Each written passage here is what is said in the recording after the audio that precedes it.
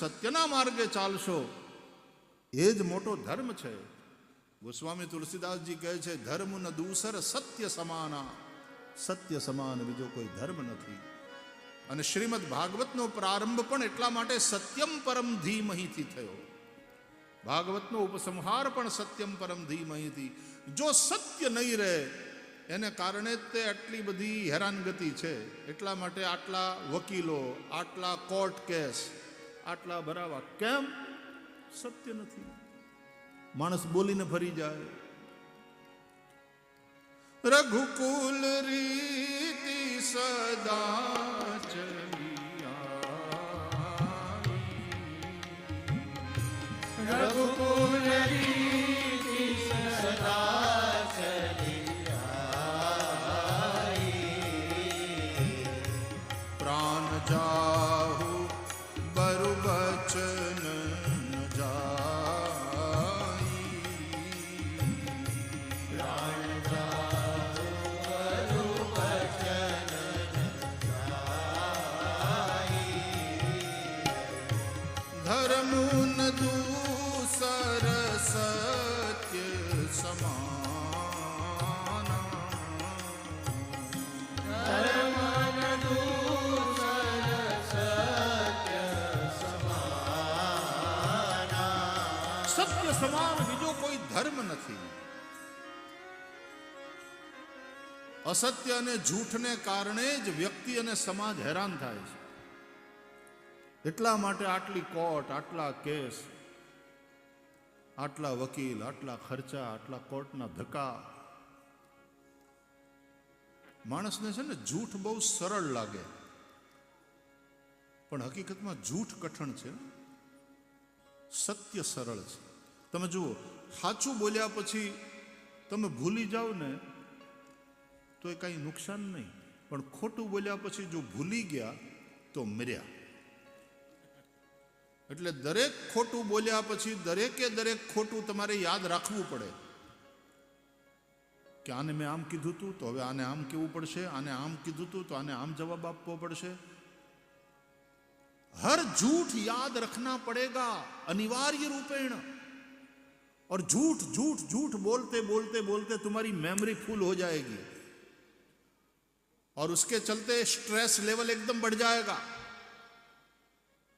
પછી હાઇપરટેન્શન, પછી blood sugar, પછી હાર્ટ પ્રોબ્લેમ, કાર્ડિયાક એરેસ્ટ. જય શ્રી કૃષ્ણ. किसने जान ली झूठ ने? જ્યારે સાચું બોલ્યા પછી તમે ભૂલી જાઓ તો કંઈ નુકસાન નહીં, અને સાચું બોલ્યા ને એ જ તમારું કલ્યાણ કરે. તમે જુઓ, ગમે એટલો ખોટા બોલો માણા, કોઈ બીજો એની આગળ ખોટું બોલે એને નહીં ગમે. જોજો, એ બીજાને એમ જ કહેશે હાવ સાચું કહેજો. પોતે ડગલે ને પગલે ખોટું બોલતો હોય. એનો મતલબ એમ કે આપણને આપણા માટે તો સત્ય જ ખપે છે. આપણે ભલે અસત્ય બોલતા હોઈએ, ડગલે ને પગલે જૂઠું બોલતા હોઈએ, પણ આપણને આપણા માટે સત્યની જ કામના છે. એટલે ધર્મની સીધી સાદી વ્યાખ્યા કરી શાસ્ત્રકારોએ. આત્મનઃ પ્રતિકૂલાની પરેશાન ન સમાચરેત. તમને તમારા માટે પ્રતિકૂળ લાગે એવો વ્યવહાર બીજાના સાથે ન કરો, એનું નામ ધર્મ. કોઈ બીજો તમારી આગળ ખોટું બોલે તો તમને નથી ગમતું તો તમે બીજાની આગળ ખોટું ન બોલો. કોઈ બીજો તમને છેતરે તો તમને નથી ગમતું, છેતરાવાનું તમને દુઃખ થાય છે તો તમે કોઈને ન છેતરો, એ ધર્મ. કોઈ બીજો તમારું અપમાન કરે તો તમે દુઃખી થાઓ છો, તમને નથી ગમતું તો તમે કોઈનું અપમાન ન કરો, સબકા સન્માન કરો, ये धर्म.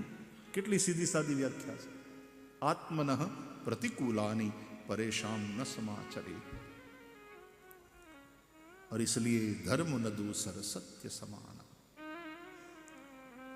तो व्यास जी,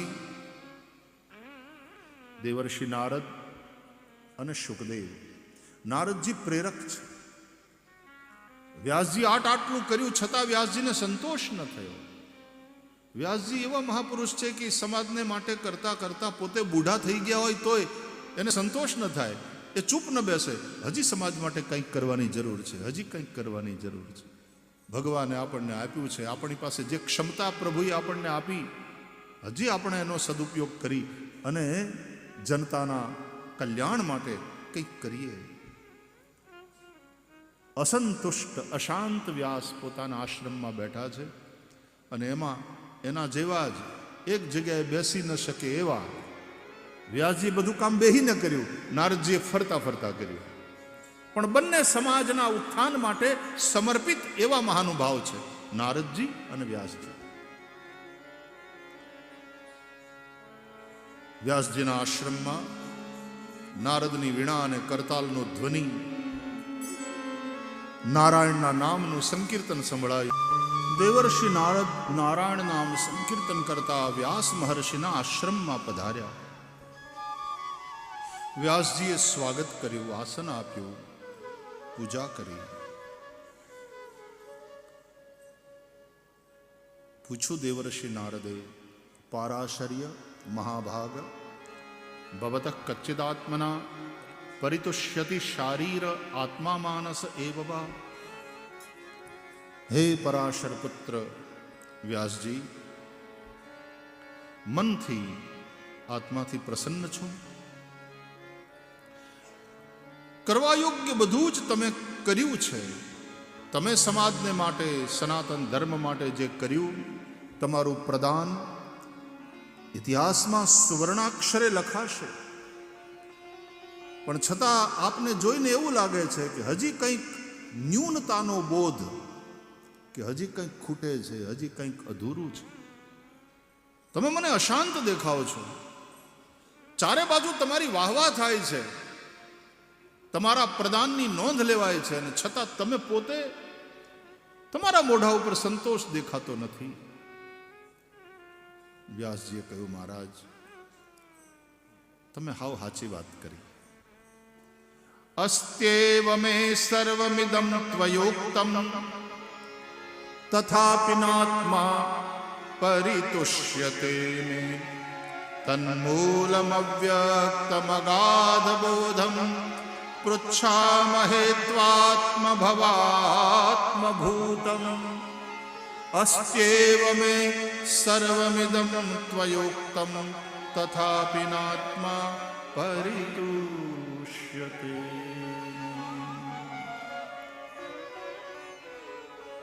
આપ કહો છો એમ મેં ઘણું કામ કર્યું, પ્રભુએ કરાવ્યું,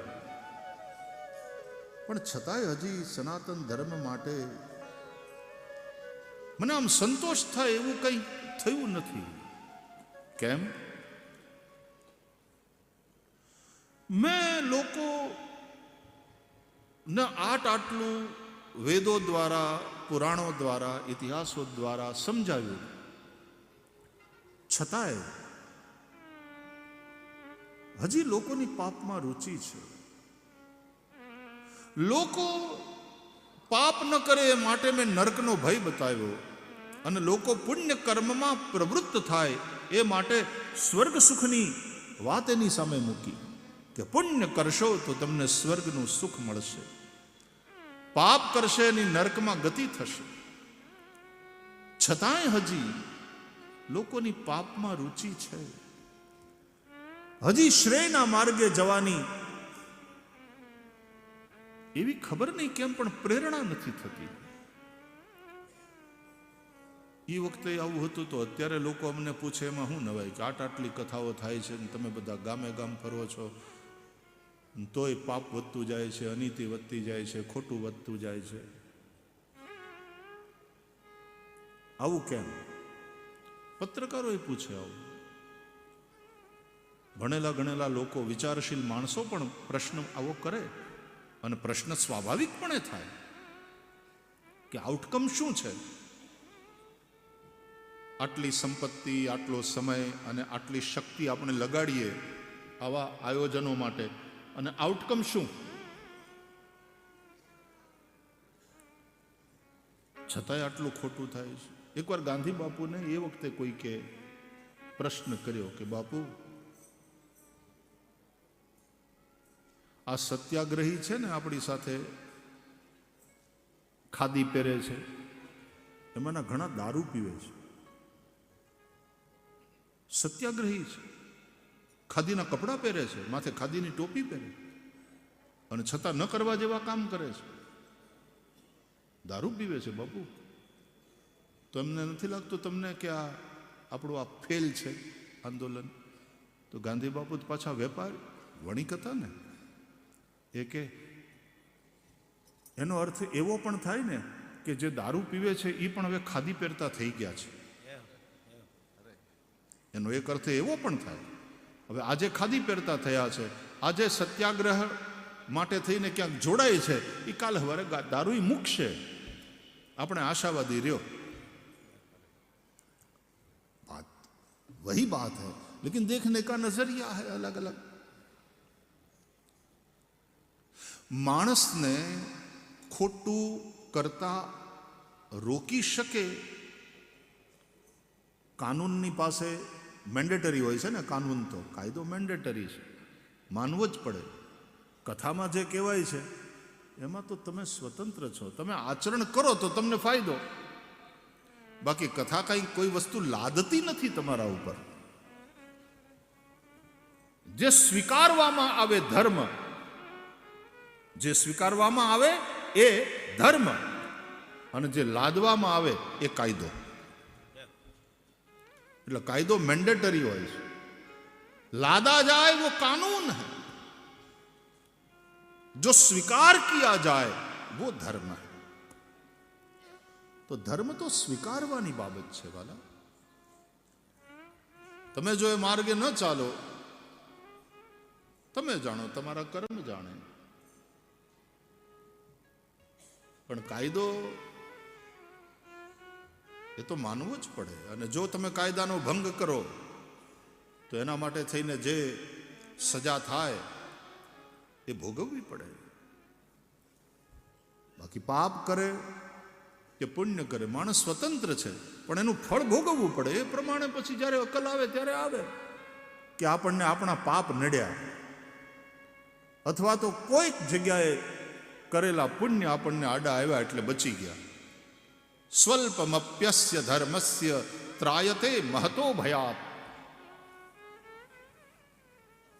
પુણ્ય કર્યું હોય, સારું કામ કર્યું હોય, સત્યને અને ધર્મને માર્ગે ચાલ્યા હોય, એ સ્વલ્પમપ્યસ્ય ધર્મસ્ય, એ થોડું ઘણું પણ જે કર્યું હોય એ અંતે ક્યારેક આડું આવે, બચાવી લે.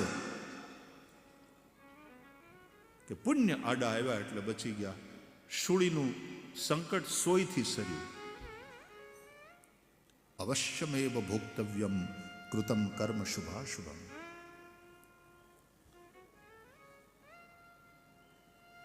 મને સંતોષ નથી નારદજી, તમે જ બતાવો હું શું કરું, હું ક્યાં ચૂક્યો, મારું મિશન કેમ સફળ નથી થયું, મારે જે આદર્શ સમાજની રચના કરવી છે એ કરવામાં હું ફેલ કેમ છું, નિષ્ફળ કેમ ગયો.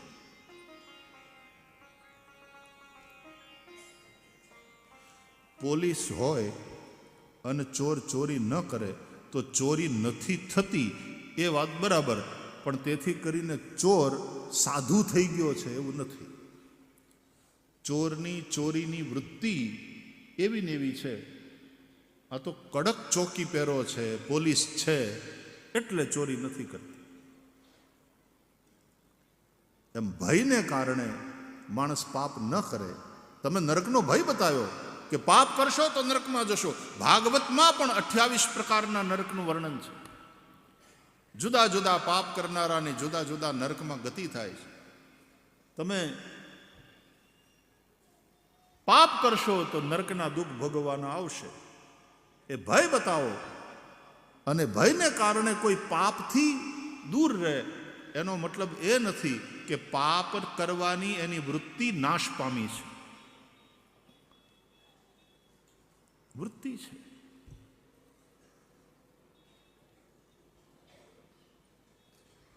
વિષયા વિનિવર્તન્તે નિરાહારસ્ય દેહિનઃ રસવરજમ રસોપ્યસ્ય પરમ દ્રષ્ટવા નિવર્તતે. ભગવદ્ ગીતામાં ભગવાન કહે છે નિરાહાર રહે, માણસ ઉપવાસ બહુ કરે, કાયાને સૂકવી નાખે, તેથી એના વિષયો જતા રહે. બહુ ઉપવાસ. આ જૈન પરંપરામાં કેટલા ઉપવાસ અને કેવા ઉપવાસ!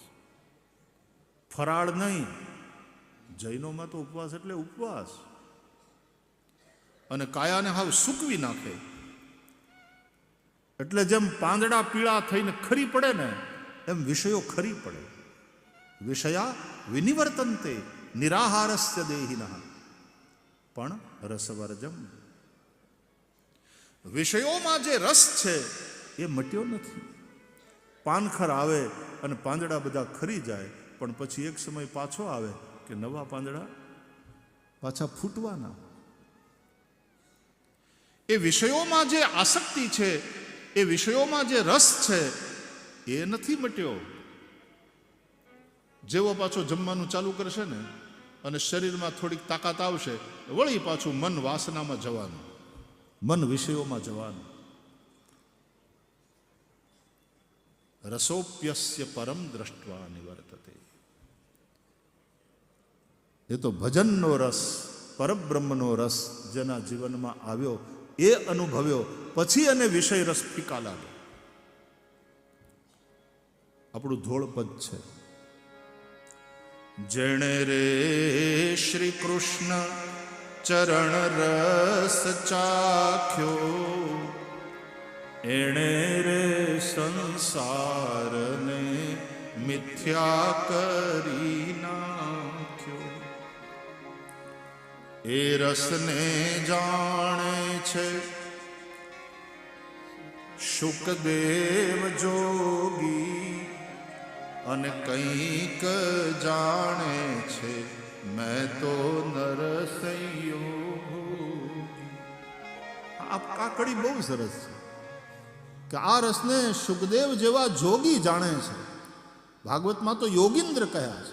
યોગીન્દ્રાય નમસ્તસ્મૈ શુકાય બ્રહ્મરૂપિણે સંસાર સર્પ દષ્ટમ યો વિષ્ણુરાતમ અમોમુચત.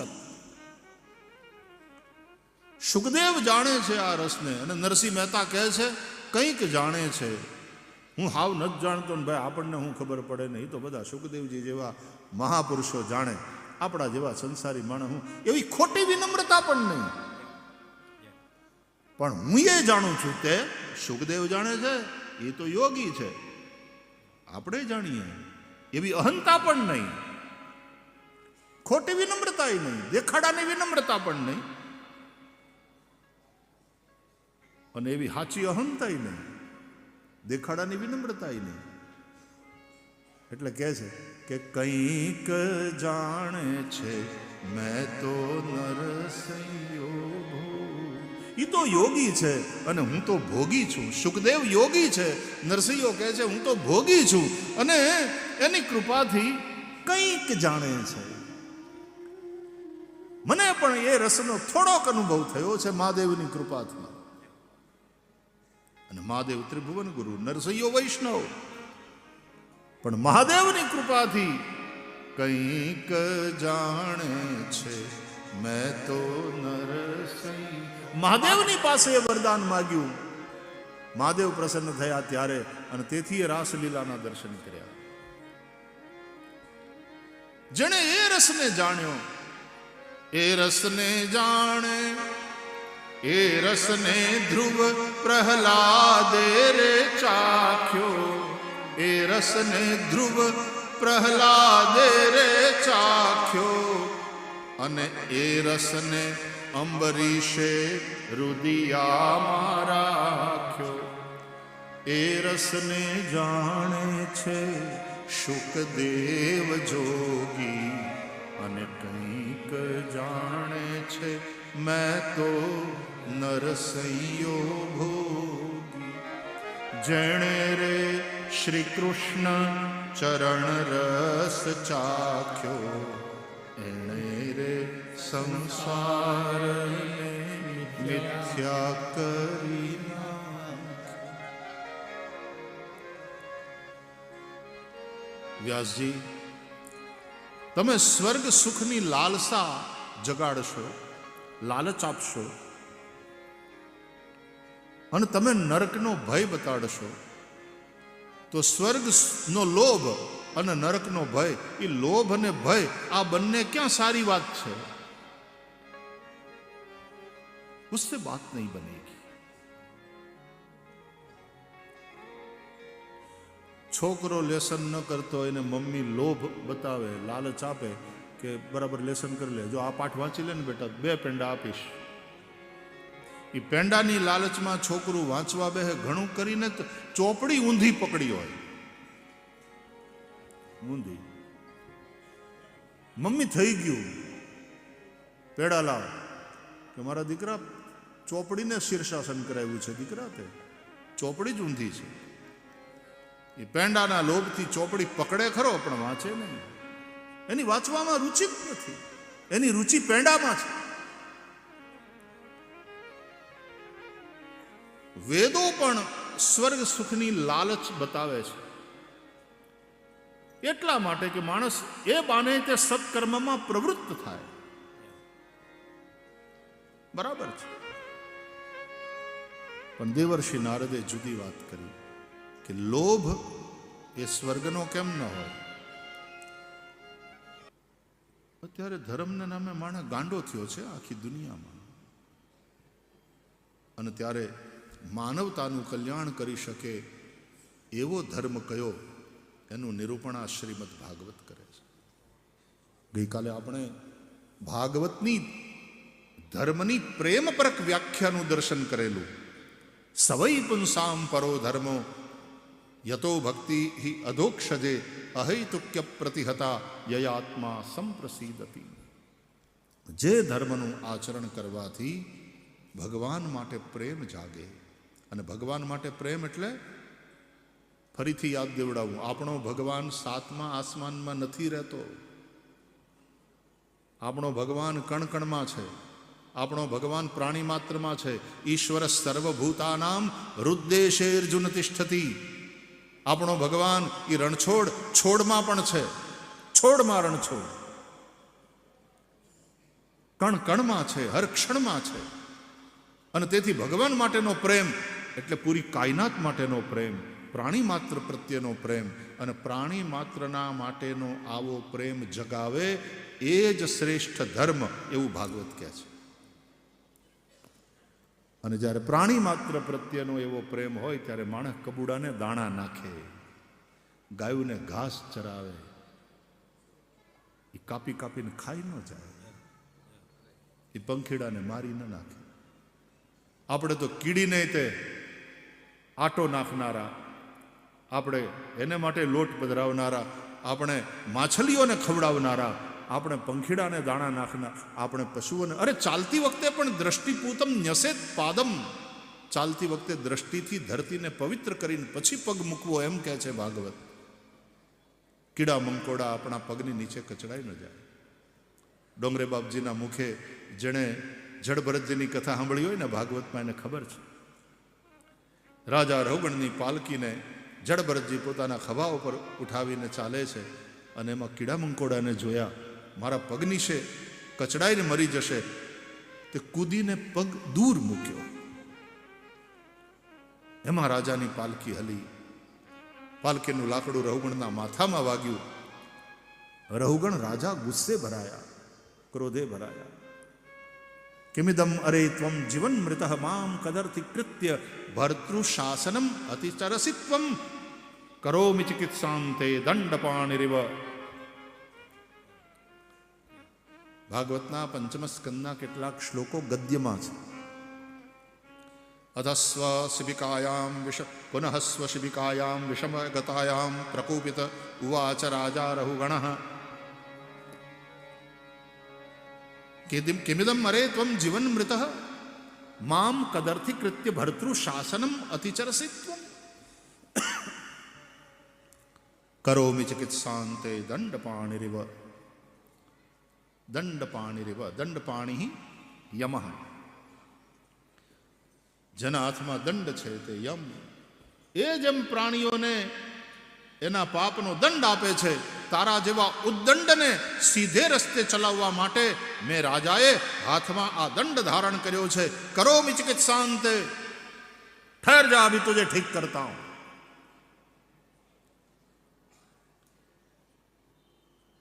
શ્રી જડભરતજી મહારાજ, મારા પગની નીચે કીડા મંકોડા પણ કચડાઈ ન જાય એનું ધ્યાન રાખતા રાખતા, ને પરમહંસ છે, શું પાપ શું પુણ્ય, અને છતાં કરુણા તો બધે હોય.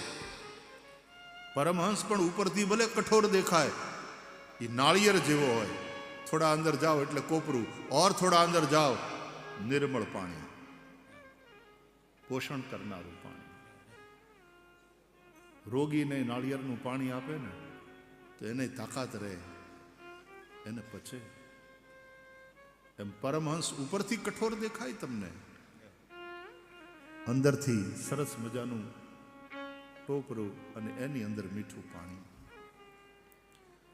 શ્રી સુખદેવજી મહારાજ પરમહંસ છે. એક કથા એવી છે, ભાગવતમાં નથી, પણ સુખદેવ અને પરીક્ષિતથી સંબંધિત એક કથા એવી છે કે જ્યારે રાજા પરીક્ષિતને શાપ થયો અને એ અન્નજન છોડી અને ગંગાના કિનારે આવીને બેઠા, અનેક ઋષિઓ આજુબાજુના આશ્રમમાંથી આવ્યા રાજા પરીક્ષિતની પાસે. મહારાજ, અમને સમાચાર મળ્યા, તમને શ્રાપ થયો, બહુ ખોટું થયું આપની. એટલે પરીક્ષિતે કહ્યું, ભગવાનનું પ્રત્યેક વિધાન મંગલમય હોય છે, બહુ સારું થયું, એને કારણે જ મારો સંસાર છૂટ્યો. ઋષિપુત્રે શ્રાપ નથી આપ્યો, ઋષિપુત્રે મને સાવધાન કર્યો, મને જગાડ્યો, મારો સંસાર છોડાયો. એને લઈને તમે બધા તમારા આશ્રમમાંથી નીકળી અને મહાપુરુષો વગર બોલાવે મારી પાસે આવ્યા મને આશીર્વાદ આપવા માટે, અને મારી ચિંતા કરો છો. આ બધું એને કારણે જ તો થયું. હે ઋષિઓ, આપ આવ્યા છો, આપનું સ્વાગત કરું છું, આપનું પૂજન કરું છું, આપને પ્રણામ કરું છું, અને આપને પ્રશ્ન કરું છું કે જેનું મરણ નજીક હોય એણે શું કરવું જોઈએ? મરણાસન્ન પ્રાણીનું કર્તવ્ય શું, મને સમજાવો. અને દરેક જીવે પોતાના જીવનમાં શું કરવું જોઈએ, કેવી રીતે જીવાય અને મરણ આવે ત્યારે કેવી રીતે મરવું, એ શીખવાડો. અને આ પ્રશ્નનો જવાબ આપવા માટે અને રાજાના ગુરુ થઈ એને ઉપદેશ આપવા માટે આટલા ઋષિઓ ત્યાં આવ્યા હતા. એમાં કોઈ તૈયાર ન થયું. કેમ? એ બધામાં દયા નહોતી કે દયા તો હતી, પણ બધાને એમ લાગ્યું કે અમારામાં એ યોગ્યતા નથી. દયા તો હોય, તેથી